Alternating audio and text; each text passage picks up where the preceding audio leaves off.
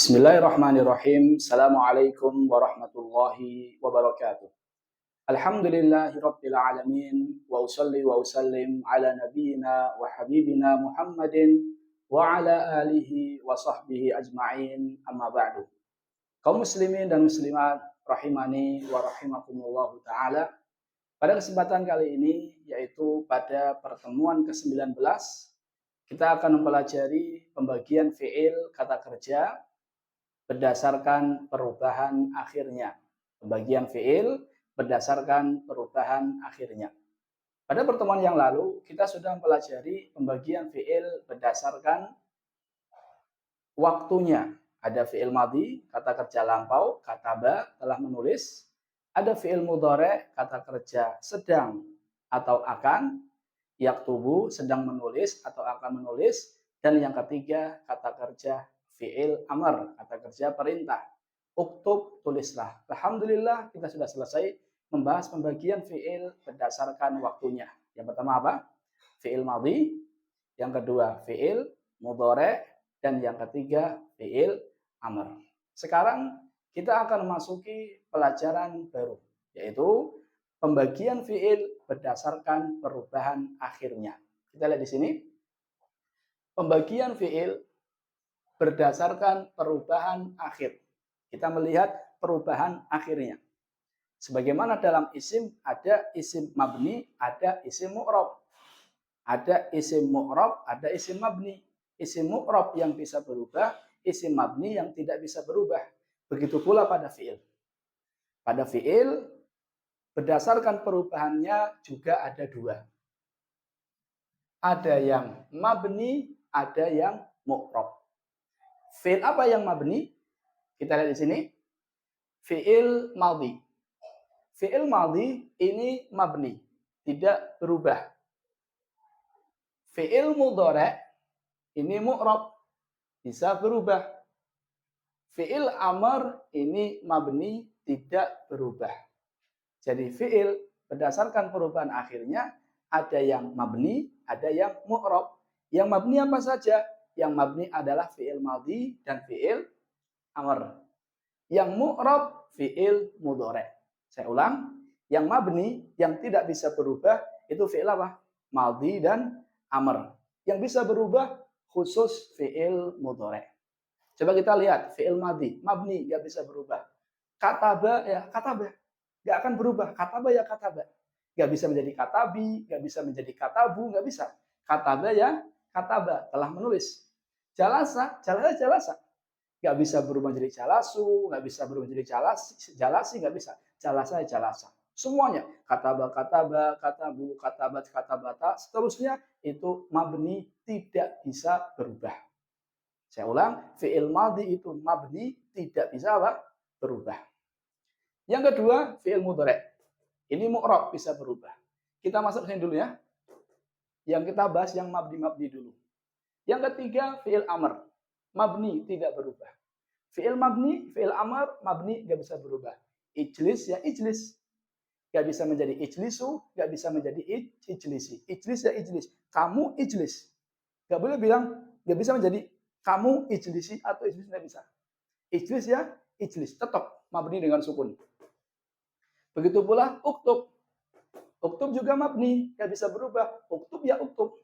Uktub ya uktub. Nggak bisa berubah menjadi uktuba, nggak bisa berubah menjadi uktubi, dan seterusnya. Jadi intinya, fi'il berdasarkan perubahannya ada dua. Ada yang mabni, ini berlaku pada fi'il madhi dan fi'il amr. Dan yang kedua, mu'rab. Dan mu'rab ini hanya berlaku pada fi'il mudhari. Jadi fi'il yang bisa mu'rab berubah, yang bisa berubah itu hanya fi'il apa? Mudhari. Kita lihat di sini contohnya. Yaktubu. Belakangnya apa? Dhammah. Yaktubu. Lihat ketika kemasukan lan menjadi lan yaktuba. Berubah enggak? Berubah. Awalnya yaktubu menjadi lan yaktuba. Lihat ketika kemasukan lam menjadi lam yaktub. Lam yaktub dengan sukun. Berubah. Awalnya yaktubu dengan dhammah menjadi yaktuba, menjadi yaktub. Kenapa? Tadi kemasukan lan, atau kemasukan lam. Nanti kita akan pelajari lebih lanjut. Intinya fi'il mudhari ini bisa berubah. Apakah semua fi'il mudhari Ustaz yang dari yaktubu, yaktubani, yaktubuna, taktubu, taktubani, yaktubna, taktubu, taktubani, taktubuna, taktubina, taktubani, ya taktubna, aktubu, naktubu. Itu semuanya mu'rab Ustaz bisa berubah? Tidak. Untuk domir hunna, yaitu kata yaktubna, sama domir antunna, yaitu kata taktubna, ini mabni, tidak bisa berubah. Namun gampangannya gini aja. Pokoknya fi'il mudhari mu'rab. Fi'il mudhari secara asal apa? Mu'rab bisa berubah. Saya ulang. Yaktubu menjadi apa? Yaktuba menjadi yaktub. Dan ini kaidahnya bagaimana Ustaz? Kok bisa berubah-berubah itu? Nanti kita pelajari. Sekarang kita lihat pembagian fi'il mudhari. Karena fi'il mudhari ini mabni, maka otomatis fi'il mudhari akan terbagi berdasarkan huruf akhirnya. Pembagian fi'il mudhari berdasarkan huruf akhirnya. Yang pertama adalah sahih akhir. Apa arti sahih? Sahih. Akhir. Akhirnya sahih. Yang kedua, mu'tal akhir. Mu'tal itu berpenyakit. Kalau sahih itu enggak kena penyakit, kalau mu'tal berpenyakit. Berpenyakit akhirnya. Yang ketiga, af'alul khamsah. Fi'il yang 5. Khamsah itu artinya 5. Fi'il yang 5. Yang pertama, fi'il mudhari itu ada yang namanya sahih akhir, ada yang namanya mu'tal akhir, ada yang namanya af'alul khamsah. Jadi ada yang sahih akhir, ada yang mu'tal akhir, ada yang af'alul khamsah. Kita lihat sahih akhir. Apa itu sahih akhir? Lihat di sini. Sahih akhir adalah fi'il mudhari yang tidak diakhiri ini alif, wawu, ya. Jadi kalau ada fi'il mudhari belakangnya tidak ada alifnya, tidak ada wawunya, tidak ada ya-nya, berarti disebut dengan sahih akhir. Karena 3 huruf ini huruf penyakit diistilahkannya. Jadi kalau tidak ada 3 huruf yang disebut dengan huruf penyakit ini, maka disebut dengan apa? Sahih akhir. Lihat, yaktubu. Kata yaktubu akhirnya apa? Ba. Apakah ba termasuk alif wawu ya? Tidak. Alif wawu ya? Tidak kan? Maka dia disebut dengan sahih akhir. Kata yaktubu sahih akhir. Yajlisu. Yajlisu. Akhirnya apa? Sin. Sahih akhir enggak? Sahih akhir. Karena belakangnya bukan alif wawu ya. Belakangnya tidak ada huruf yang disebut dengan penyakit ini. Apa huruf itu? Wawu, alif, ya. Jadi intinya sahih akhir adalah fi'il mudhari yang belakangnya tidak berakhiran dengan salah satu huruf alif, wawu, ya. Ini yang pertama, sahih akhir. Yang kedua adalah mu'tal akhir. Yang kedua adalah mu'tal akhir. Apa arti mu'tal akhir? Yang diakhiri alif, wawu, ya. Berarti mu'tal akhir lawan kata dari sahih akhir. Sahih akhir lawan kata dari mu'tal akhir. Kalau sahih akhir tidak diakhiri, kalau mu'tal akhir diakhiri. Berarti kalau ada fi'il mudhari belakangnya alif, atau belakangnya wawu, atau belakangnya ya, itu disebut dengan mu'tal akhir. Disebut dengan fi'il mudhari mu'tal akhir. Kita lihat kata yansa. Lupa artinya. Ini belakangnya apa? Alif. Alif maksuroh. Ini belakangnya alif maksuroh. Ini belakangnya alif maksuroh. Karena belakangnya alif disebut dengan mu'tal. Yada'u. Belakangnya apa? Wawu. Karena belakangnya wawu disebut dengan mu'tal. Contoh lain, yaqdi. Yaqdi. Yaqdi. Belakangnya apa? Ya. Disebut dengan mu'tal. Jadi intinya kalau belakangnya salah satu dari huruf yang dikenal dengan huruf penyakit, apa itu? Alif, wawu, ya, maka disebut dengan mu'tal. Fi'il mudhari' mu'tal akhir. Sahih akhir, mu'tal akhir. Yang ketiga, af'alul khamsah. Apa itu af'alul khamsah? Af'alul khamsah, af'al itu jamak dari fi'il. Berarti af'al, fi'il, khamsah. Fi'il yang 5. Apa itu af'alul khamsah? 5 fi'il yang diakhiri nun.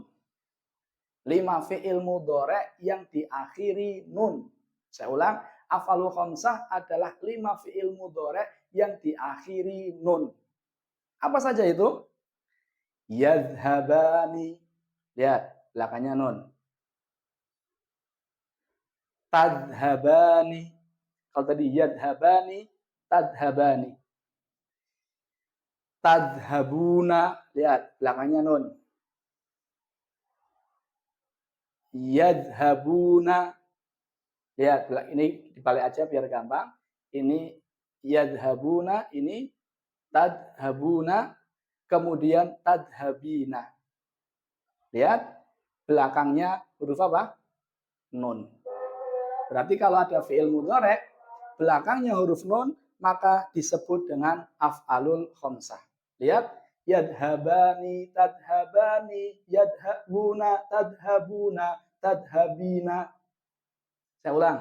Yadhhabani, tadhhabani, yadhhabuna, tadhhabuna, tadhhabina.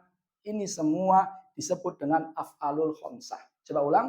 Yadhhabani, tadhhabani, yadhhabuna, tadhhabuna, tadhhabina. Ini af'alul khamsah. Kenapa? Belakangnya huruf nun. Yadhhabani, tadhhabani, yadhhabuna, tadhhabuna, tadhhabina. Kalau yaktubani bisa. Yaktubani, taktubani, yaktubuna, taktubuna, taktubina, dan seterusnya. Intinya, kalau fi'il mudhari' akhirnya nun, maka disebut dengan af'alul khamsah. Dan ini harus dihafal. Ustaz, apa Ustaz fungsinya mengetahui ini? Fungsinya adalah karena nanti tanda i'rab itu berbeda. Tanda i'rab fi'il mudhari' sahih akhir itu berbeda. Tanda i'rab fi'il mudhari' mu'tal akhir itu berbeda. Tanda i'rab fi'il mudhari' af'alul khamsah itu berbeda. Sebagaimana fungsi dulu kita pelajari isim-isim mu'rab, isim mufrad, musanna, jamak mudzakkar salim, jamak taksir. Itu kan fungsinya karena tanda i'rabnya berbeda. Tanda i'rab tanda i'rab isim mufrad berbeda dengan tanda i'rab isim musanna dan seterusnya. Ketika rafa isim mufrad berbeda ketika rafa isim musanna, tandanya beda. Karena tandanya beda, kita perlu pelajari.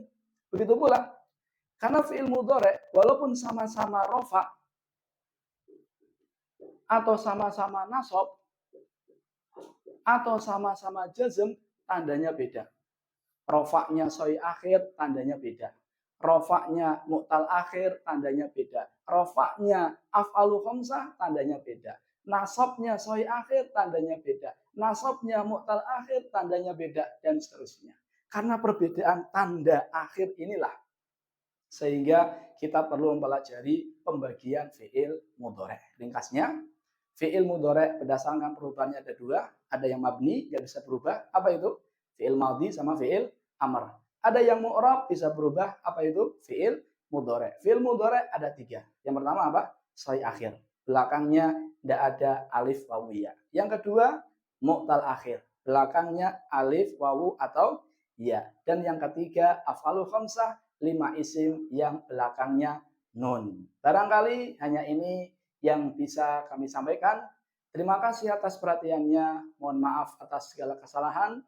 Kita tutup dengan doa kafaratul majlis. Subhanakallahumma wa bihamdika asyhadu an la ilaha illa anta astaghfiruka wa atubu ilaik.